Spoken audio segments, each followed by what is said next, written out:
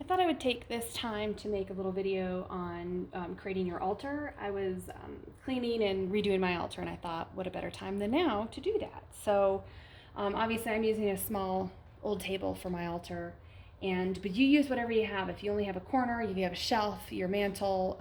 I used to use a stump outside. It was one of my favorite altars. It was about 15 inches across, and I could carve symbols and designs into it and put out what I wanted, but you use whatever makes sense for you. So this is my altar, and nature plays an important part in my magic making. So there's always elements of nature in my altars, um, cooking, whatever I'm doing. So I've put this back here, which represents the green, nature, prosperity, abundance, love, luck. Well, love is my heart and my red. But you can do it seasonally if you have things you want to put up seasonally. If it's just a seasonal altar, um, maybe you'll put up fall things or summer things or whatever makes sense for you. So prior to starting my altar, I had an intention in mind of what this altar was going to represent. So one thing I like to do, I'm a very visual person, is I created kind of a collage of what I'm manifesting. So what this altar is going to manifest is a home, health, wealth, prosperity, and it's about family. So I think everybody's probably looking for a lot of those things right now. So I thought this was a good one. So I did create kind of a visual representation of what I'm manifesting. Let's see if I can get this up here. So, but you do whatever makes sense for you. I'm very visual. That's why I like tarot cards as well. There's a story involved in it. So this is the beginning of my story that I'm creating on my altar here. So obviously I have images of homes and gardens, and this is very home and hearth to me. Okay. The next thing I'm going to bring in is a picture of my family, as this is about home and hearth. So there's the picture of my family right underneath the heart. Makes sense for me. One of the next elements I'm going to add is this beautiful plaque that was made by a good friend of mine, Liz Roberts. And this is an image of Mother Earth. So it's about home, hearth, protection, things that are important to me. So I'm going to slide this back here on my altar. And the next piece I'm going to add is my witch ball. So this witch ball, all witch balls represent protection, because they are for protection. You hang them up in the front of your home for protection, and there's this beautiful webbing inside that captures negative energy. But also the color is about passion, compassion, and so I have that in the heart, and I have this here, kind of mimicking each other as well as protection. And I have the Mother Earth, Mother Goddess, Mother Earth over here, protection, home, hearth. So building on my story here.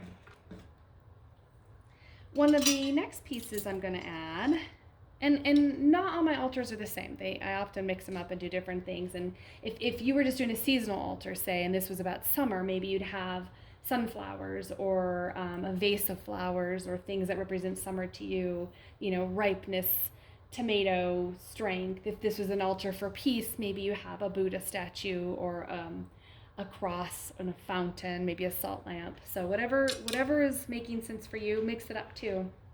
Bring in the colors and the elements of what you're manifesting. So this is kind of like my little offering plate that I have here. And on this, I'm going to put items that are in align with what I'm manifesting. So keys, we're bringing in a home, right? So keys go on my altar. Always the elements of nature. So I have these little leaves shaped like hearts. So leaves represent financial success and love and luck, and also the heart shape is representative of love and compassion. So those go on there. Then I have a snail shell, home. That goes up here too. Okay. What I'm going to add next to this altar is I have my charging plate, my selenite charging plate, and I'm going to put my stones up here, stones that represent what I'm working for. So I have hematite for protection and grounding, my jasper for rooting in. I have some green stones for my, for throwing around. No, not really. Okay. For health, wealth, luck, and prosperity. And then some stones of clarity and whatever other stones make sense for you. So these stones make sense for me for what I'm manifesting and what I'm looking for through this process. So these are the stones that I have. I also have a bell. So I find bells to be a wonderful element for a lot of different things, whether it's for spells or clearing, home clearing, clearing negative energies, when you're clearing entities or spirits out of a house, starting rituals, ending rituals, just to shake up the space. Sometimes we get stagnant energy, and bells are wonderful for helping shake up that stagnant energy. So, I mean, you can walk by and just ring the bell. I love this one. I found it at a secondhand store. It's also a candle holder. I found a pair of them. But on top of that, I'm gonna actually set my amethyst right there. It's actually my stone.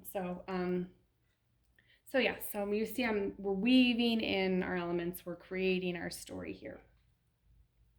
Then what I'm going to add next to this is you can have certain herbs or salts or whatever if you want to put together herbs and incense that you're going to burn specifically for what you're doing, because you can build these things. So I have particular herbs that represent what I am bringing in right now. I will set you over there. And so I'm putting these elements on my altar today. So these are my incense that I made and herbs that I'm going to burn for what this altar is representing.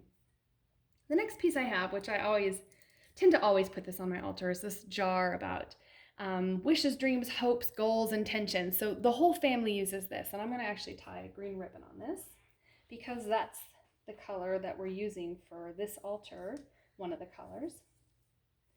And I'm going to put this jar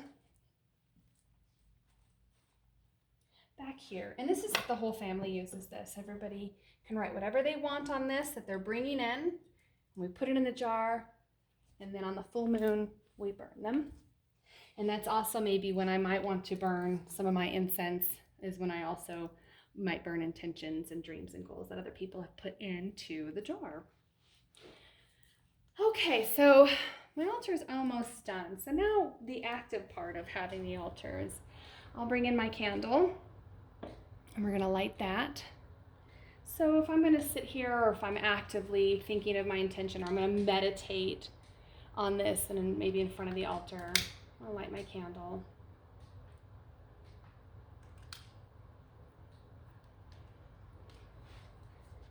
I have my intention in mind when I light that. And then I'm going to light my smudge. So this is one of the beautiful botanical smudges that I have right now. I just love these. They're juniper, they're sage, they're lavender, they have rose in them. And then it has all the different colored ribbon and stuff on it. So it really can represent anything you want it to be. And I'm gonna light that. These burn really well too.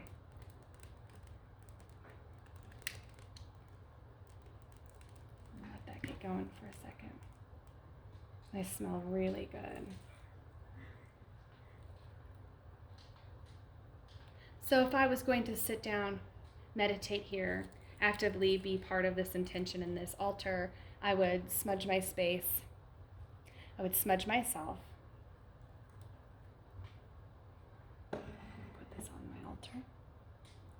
I'm also going to carry these really cool bowls, but made by my friend Jen Lee. I just love these smudging bowls.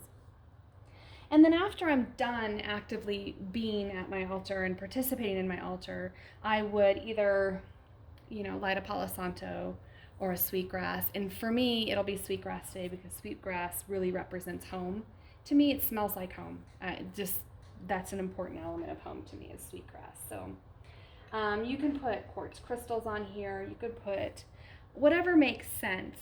And so every day when I walk by this, I'm reaffirming what I have actively set out on my altar. I'm an active participant in creating this intention. The universe is going to conspire with us to make things come true. And so when I'm actively participating in this, it'll conspire for the right thing to happen that makes sense in our lives. So whatever it is for you that you want to set up on an altar, if it's about love, maybe self-love, you could have pink elements. You want to bring in rose quartz for love and self-love and compassion, and amethyst and some grounding stones, to keep you grounded through it, and any elements that make sense for you if you're doing love or self-love, or like I said, if it's seasonal, if it's just a peace altar where you meditate, then just set up those elements that make sense for you.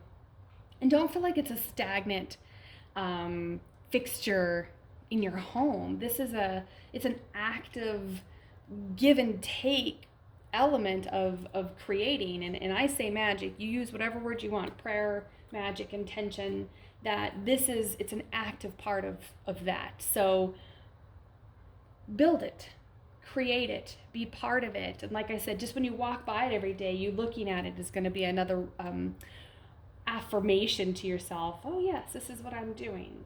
So take the time to find things that make sense for you. Take the time to think about what your intention is with your altar. Like I said, if it's just a peace corner to meditate, that's beautiful. If it's something that you're actively putting intention in, then put it on the altar. If it's seasonal, then do that.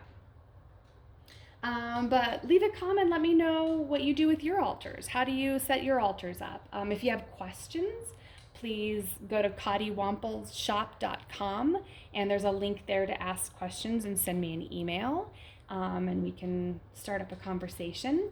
And I really look forward to hearing what you're doing with your altar. So blessings to all of you, and enjoy this.